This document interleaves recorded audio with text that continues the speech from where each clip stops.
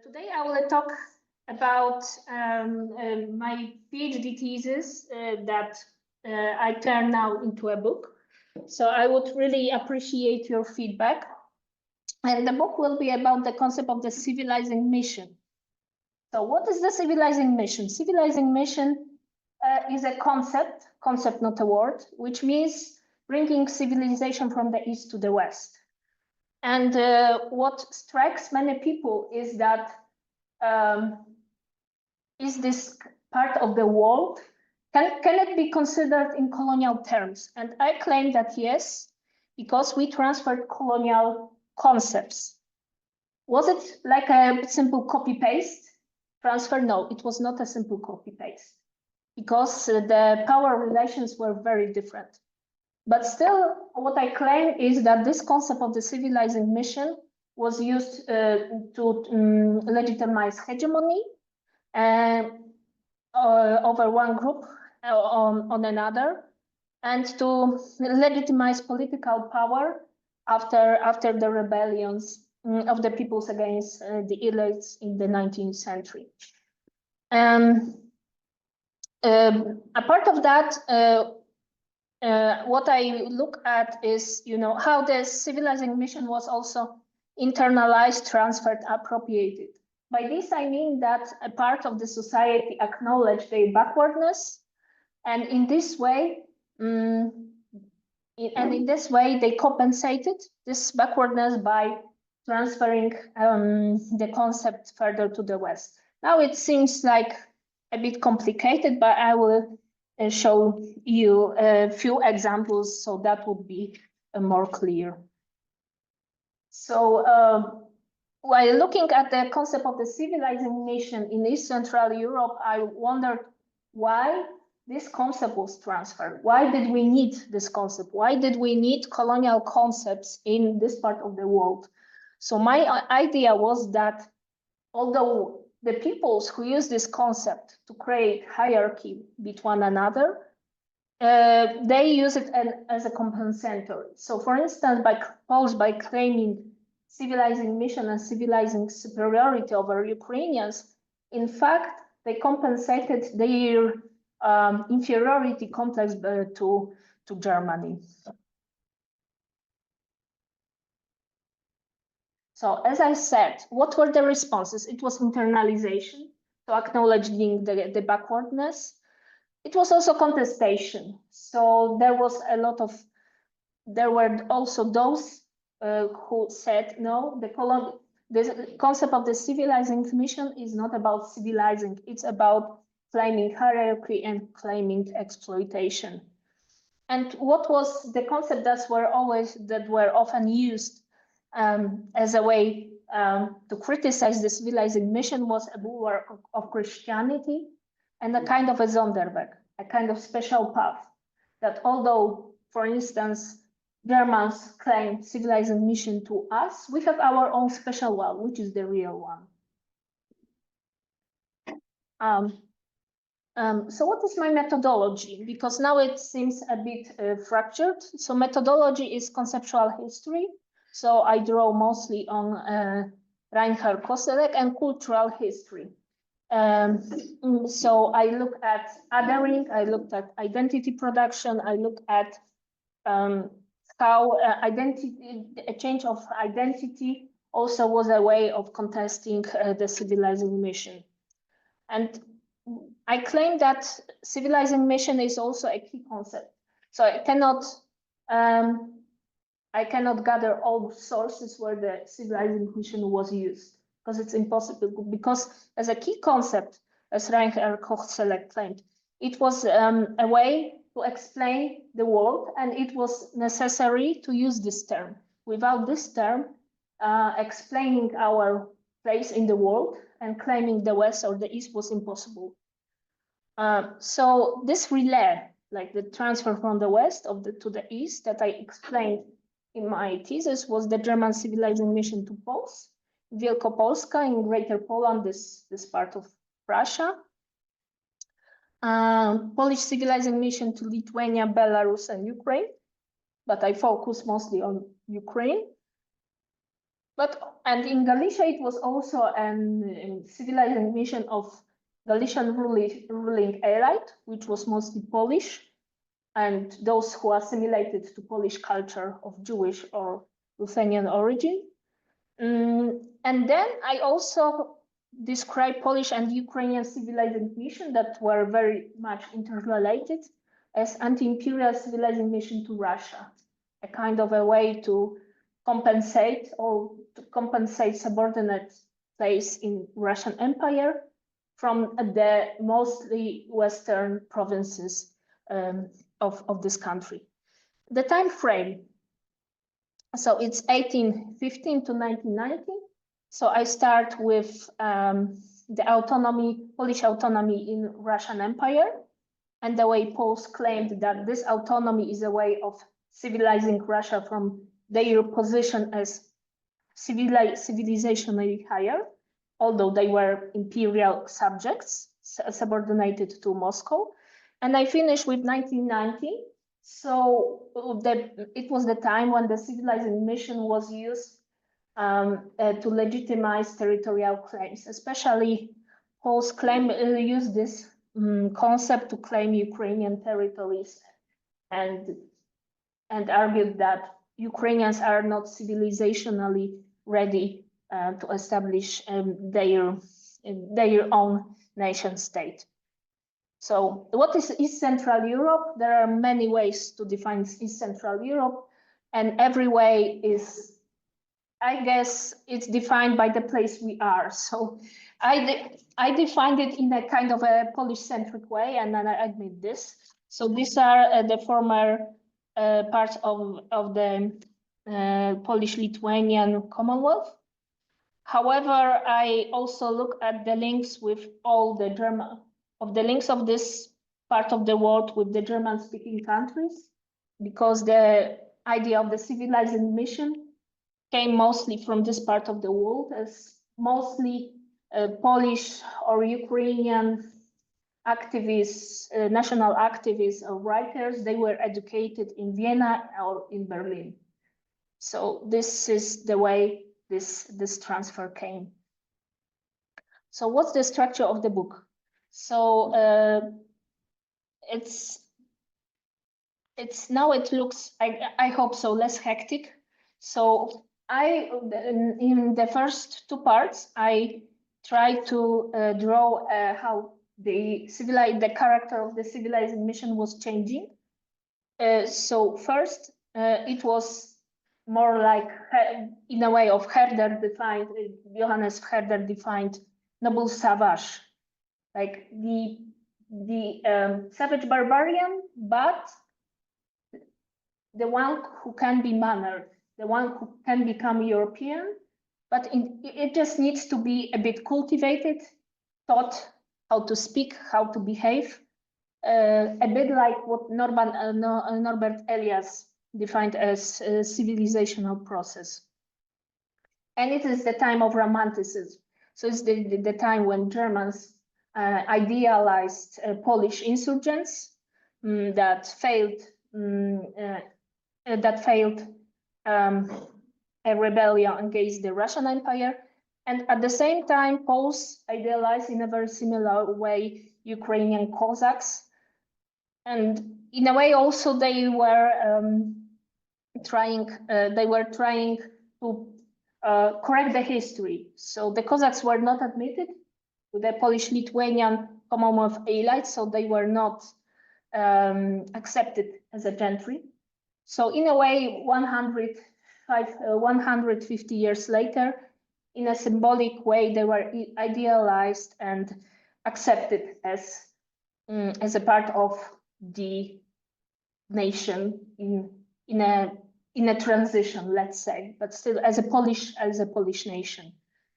Then then there was a change. So after the two rebellions in 1846 in Galicia and in 1848, when the peoples who were so much idealized rebelled, the concept of the civilizing mission was used just to justify rule.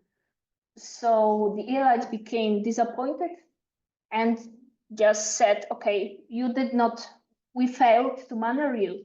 So what we can do is only to civilize you and keep our civilization away from you. Then what I show is an identity change. So the most radical way to contest the civilizing mission. So those were Polish gentry who criticized Polish civilizing mission and decided to side with Ukrainian peoples and became Ukrainian national activists and writers. Then another criticism was what I show by the examples of Polish and Ukrainian writers was criticizing Polish civilizing mission as a colonial. So it's interesting that Ukrainians used the German terms to criticize Polish civilizing mission, claiming that, well, you do the same what Germans do to you.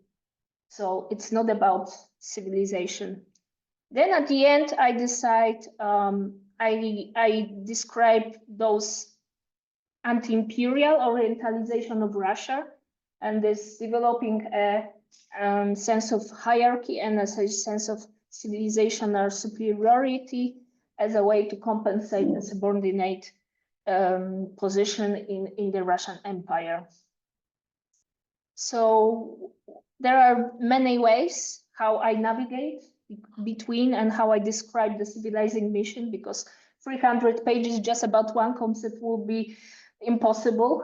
So I describe these shifts between xenophilia and xenophobia, like admiring the other, admiring the barbarian, and despising the barbarian, like noble savage, savage barbarian. Inclusion, as I said, about Cossacks being included to the imagined Polish nation, and savage barbarian. So then after Galician rebellion, Cossacks were again excluded from what was imagined to be Polish. Then hierarchy production, who is more or less civilized and who has a right to have a representation and being a part of the political nation of the 19th century. Then again, what is very controversial in Polish, still in Polish academia, in Polish discussions now, is the concept of kresy, so a concept of the Polish frontier. So basically this. So Poles have one word for all those territories. So this is like Lithuania, Belarus, Ukraine. And they often, Kyiv, Lviv, like everything is the same, more or less. So it's very much like homogeneous colonial thinking of a great territory, which is very diverse. But what I claim that this concept emerged in the 19th century and is very much connected with emerging of the colonial discourse and civilizing mission. So Magda told me that the name of the seminar has a transnational in the name. So I put this word also in this presentation. So those people were really transnational. You imagine Galicia as, province far away, like here, right? But those people usually spoke several languages. That's why they were able to transfer those concepts and appropriate them in a very creative way. So, for instance, Volodymyr Antonovich, he was from the right bank of Ukraine, so from this part. So, but he also was able to navigate within the European exchange of ideas. So he was the one who converted to Ukrainian national identity. Here is Ivan Franko. He was also, he graduated from Polish school, from German school. He was, his native language was Ukrainian and Polish, but he was also able to read Russian. But his languages that he wrote was, he was fluent So he wrote for Polish, German, and Ukrainian newspapers.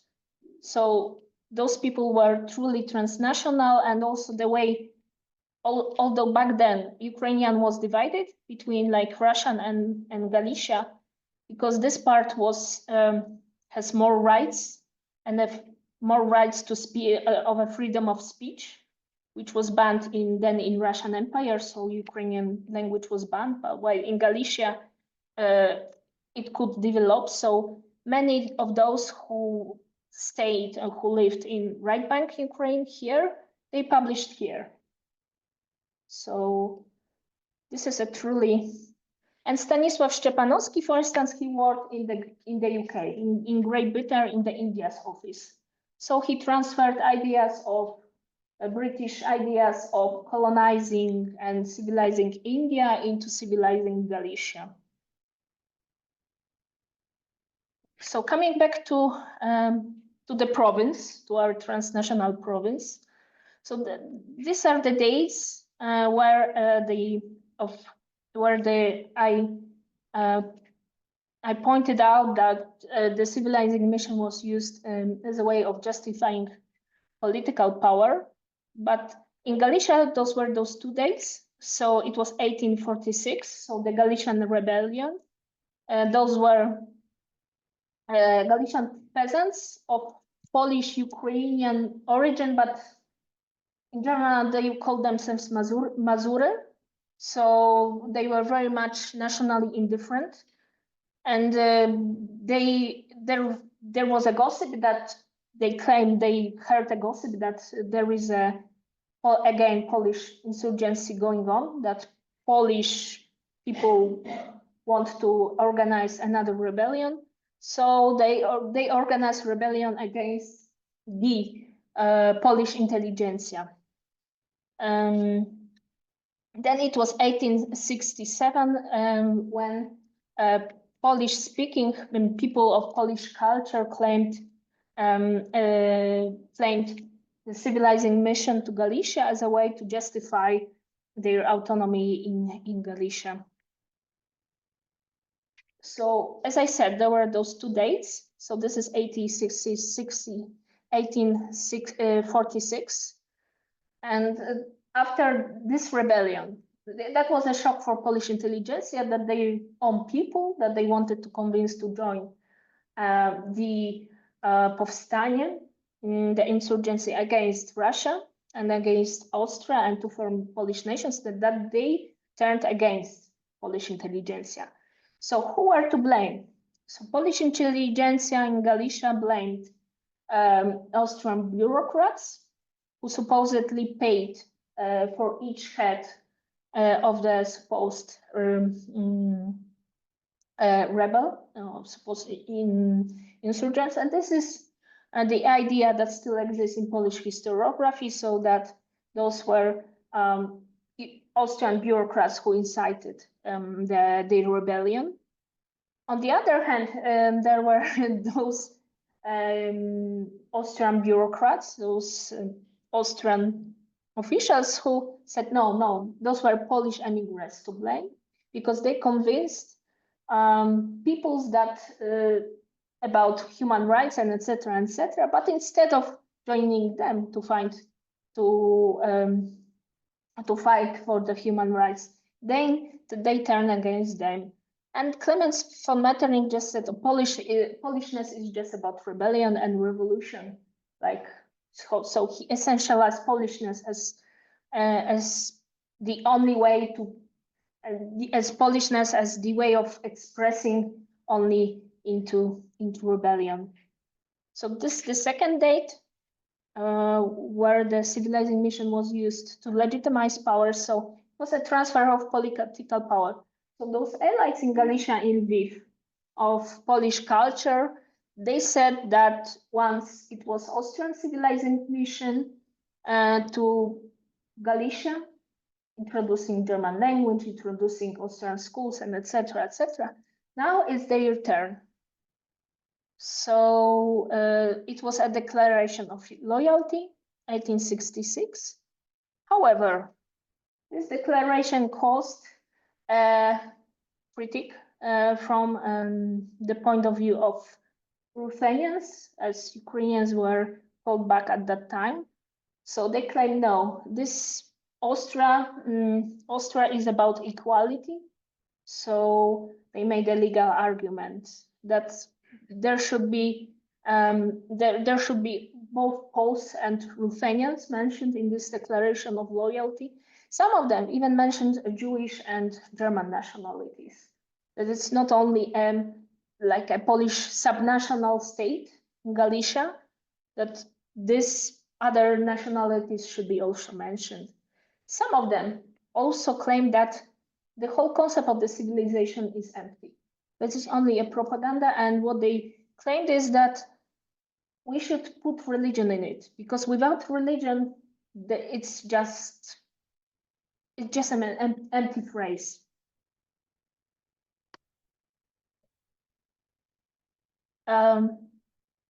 So again, the Polish civilizing mission in Galicia.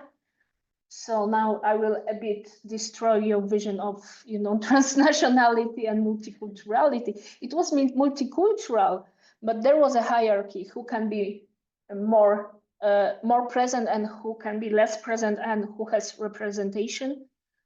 So in Galicia, in the second half of the 19th century, Polish was introduced as a lingua franca. So it replaced German in Sejm, in this regional parliament, in schools and in administration. However, in Sejm, in this local parliament, both languages were used in practice. So they were just conversing, Poles were conversing in Polish, Ukrainians were responding in Ukrainian. However, the one who was then transcribing the parliament records, the one transcribed it into the Polish alphabet. So it was like Ukrainian, but a bit Polonized Ukrainian. But at the end, when Ruthenian wanted to, or Ruthenian Ukrainian wanted to write a letter to administration, it was expected to write in Polish. So what was the arguments? The arguments were very much like anywhere where the colonial concept of the civilizing mission was used. So the argument that it's more practical, it's more understandable, it's closer, and that Ruthenian Ukrainian is underdeveloped. And so, but what Ukrainians said, why is underdeveloped? Because we don't have schools. And why we don't have schools? Because Poles do not allow us to have more schools. So it was a kind of a vicious circle. And then it was also an argument of spreading the rule of a civilization of historical connectivity. So like keeping this alive. So when it was this Polish-Lithuanian Commonwealth was not present in the map, it was just defined in terms of civilizational borders as an imagined community. Again, what was Ukrainian critique? It was again expressed in legal terms, and it was expressed in arguments against nationalization and demoralization. Demoralization here means that once a Ukrainian or Ruthenian leaves their village, they need to choose whether to choose German or Polish school. So if one wants to be an educated, enlightened person, they lose their original identity. So, and this is why those people, for instance, like Ivan Franko, they try to develop a culture that would be suitable also for those educated and coming from the village. So kind of a mixture of what comes from the West with what they learned as a folk culture of their village. So this is what strikes like Polish audience a lot. So claiming that Kresy as a Polish frontier is a German transfer in terms of a meaning. So what I show is that the very meaning of how what means to be civilized, what means to push the frontiers of the civilization. It was exactly taken from the German historiography, and this is Józef Szujski, Krakow School of Historiography, and those were all people educated in German-speaking lands, and putting footnotes from the German historiography. So what meant to push civilization was to push Bildung, like enlightenment and statehood, and also German law. And it's very important, this Magdeburg law, as a kind of a civilizational community.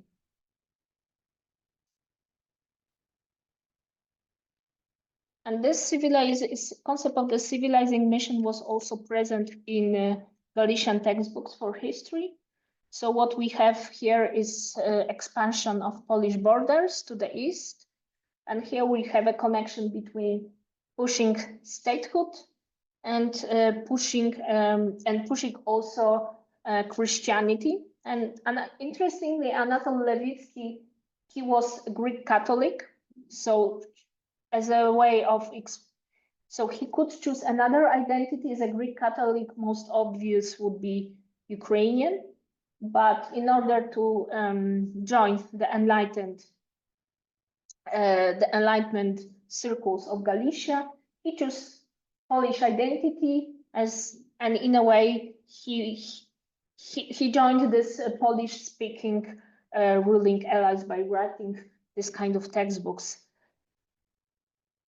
So here we have Bolesław Chrobry connecting the great parts of related peoples with one armed weaponry into one large state community by the iron poles of which tradition speaks. In Dnieper, Sała, and Elba, he marked the boundaries in which Poland would later close.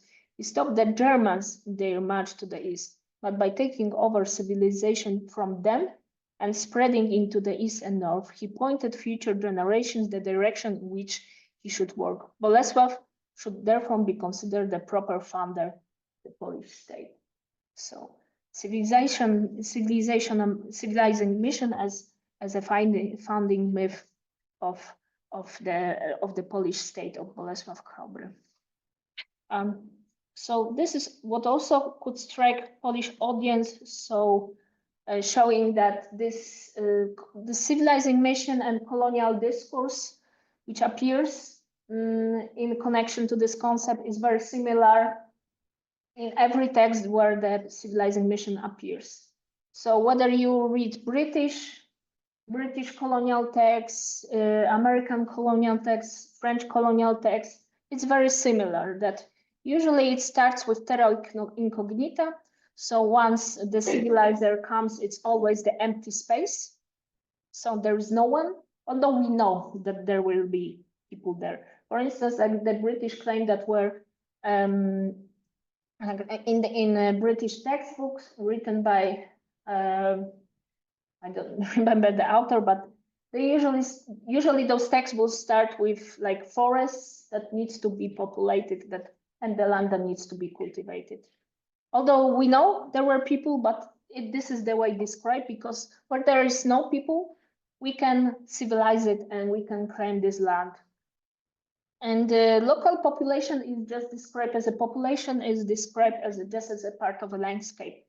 So usually those people don't have names. They are just peoples or peasants. Also this barbarity civilization difference, as I said, those elements, what it means to be civilizing mission, Christianity, state building, settlement and colonization of the land. Destiny, it's always a claim of manifest of the destiny. And there is also often bulwark myth, especially in this part of the world. But it changes who we want to defend against.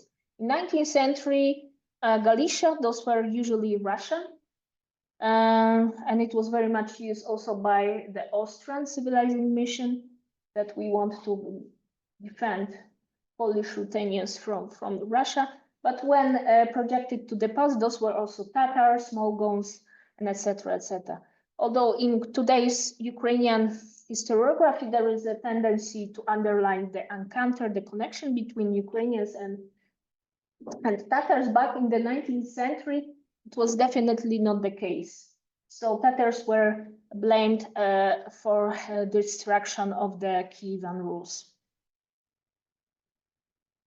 So as I said, the most radical way to criticize the civilizing mission was to change national loyalty.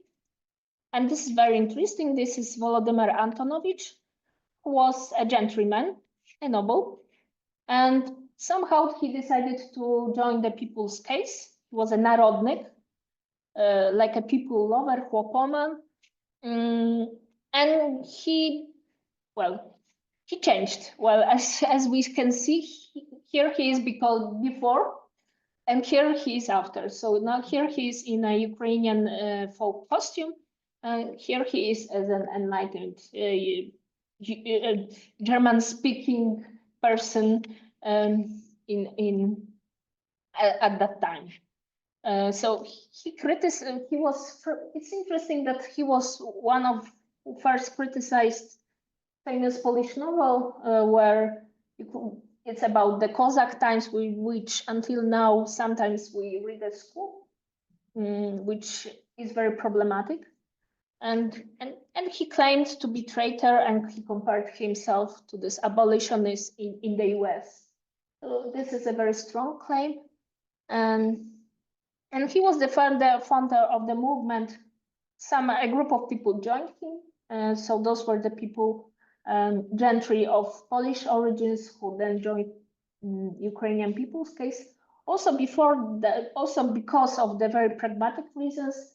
So they somehow reflected that one time there can be another rebellion. So they could be simply Polish nobility can be distracted. So, and they were right, because then the Bolshevik revolution came, and most of the Polish gentry was killed or expelled. So here we have Ivan Franko that I already mentioned. So he criticized the civilizing mission as not about equality and joining the Polish nation, but claiming domination. And he also made a difference between historic Poland and ethnic Poland. So he says he has nothing against Poland in its ethnic borders, but historic Poland, this civilizational community, he says it's nothing but a way to claim dominance and a colonial way of behave.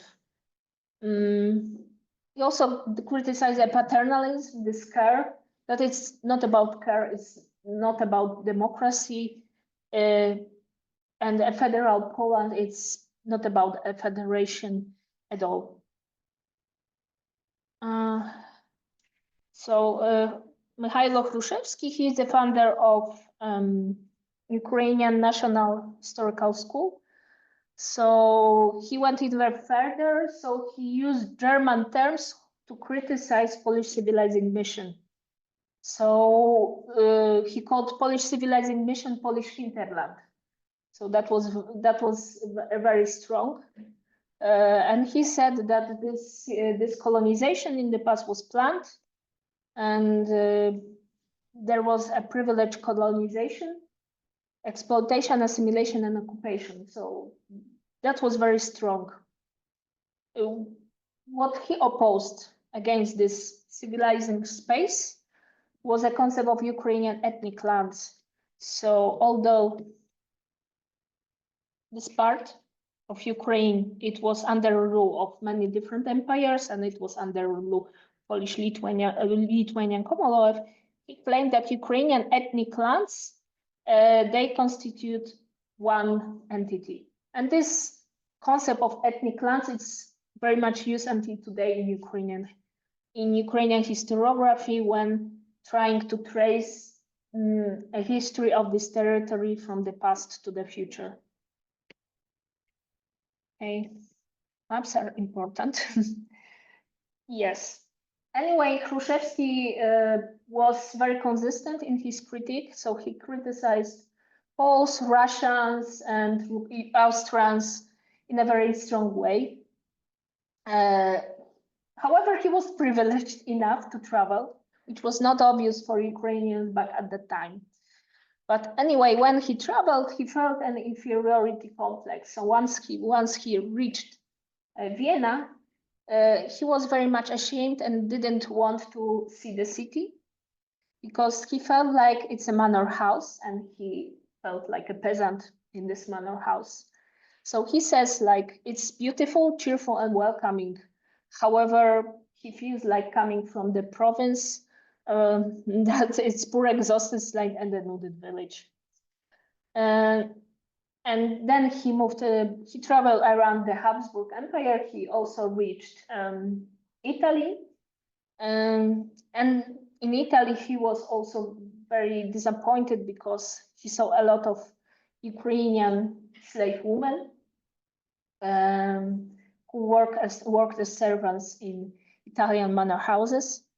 And as a conclusion, he said that Ukraine was only anonymous. So even if those servants served in Italy, they were just not calling Ukrainian, they were called Polish, or they were just not called by their name, but they were just called servants or slaves. And that Galicia is just a supplier of the raw product, human force, slaves, or in the form of manufactured products. However, how is considered Vienna in today's Ukraine? It's definitely not the way Hrushevsky saw it. It's very much celebrated. So the previous rule, the previous empire is often called Happy Grandma Austria, like Szczęśliwa Babcia Austria. And strudel is a symbol of Lviv. And opera house is like mass in Lviv. So whenever one comes from other part of Ukraine, opera is must-see. And you can see it's very similar, right? It's almost like a copy-paste. Strudel is also like almost like a copy-paste. Then, yes. So the final, it's the 1990. So this is the final year of my thesis. So here we have like Roman Dmowski, who is known to be like founder of Polish nationalism, was also head of Polish delegation in Paris at the Paris conference. So he used this claim of Polish civilization in Kresy, in Ukraine, Lithuania, and Belarus as a way to explain that those territories do not have a right to rule themselves. They do not have like state capabilities. So and every delegation produced a lot of maps. So this is a map produced by the Polish delegation. Interestingly, Romer, he was educated in Vienna, and also Ukrainian cartographers were also educated in Vienna. And all those people then met in France and started to produce maps in a very similar way, but claiming other territories. So how this concept of Kresy, of Ukraine, was then reframed in the 20th century. In the 60s, 70s, there was a discussion in Paris among Polish immigrants who gave up these claims to Ukrainian lands. And the argument is that we should focus together on our fight against Russia and on our fight to join the West. And it is our common cause. We have common interests. So we should abandon a part of our territories. And it was very strong, though this criticism was very strong. there were two people behind this criticism. It was Mieroszewski and Biedroń. Now a center that works on Polish dialogue with its eastern neighbors is called Mieroszewski Center. So the claim is that we have if we want to claim that make a claim in general, we should not behave like Russian imperialism, and then what means bringing Polishness to the eastern neighbors. For Poland is like bringing only good. For them, it means national assimilation. And then there was developed a concept that would replace Kresy, this Polish frontier, ULB, like Ukrainian, Lithuanian, Belarus. And there is also a very much interesting part, but I think it's very, in contemporary times, it gives a thought. So it seems to me that while Russians have never appreciated Ukrainians and still do not appreciate, they have always overestimated and still overestimate Poles. They always see us as active or only potential rivals, but always as rivals. And this is a textbook, Russian textbook, that is used in Russian army sources. So the Civilizing mission is very much used there as claiming also this kind of civilizational community. And there is Eurasia, so it's not called Russia, it's called Eurasia. So its borders are the borders of Russian civilization. And what is Russian civilization? Again, we can criticize this by the words of 19th century Ukrainian priest, that it's an empty phrase, and we can agree. So, but here it is. It's used in Russian army sources, and it's Alexander Dugin, who is called a philosopher of Putin. And this is a map, so we can clearly see the mental map of these textbooks from the 90s. So there are centers, there are peripheries, and those between those two centers are just peoples, are just a part of a landscape. They don't count. Here is Galicia, and this is what Putin often says, that hey, Galicia you can do in Poland, but Poland is kind of hesitant because there was a kind of rethinking in the 1970s in France that we don't want to make more blood again. But this is the way it is. So thank you a lot.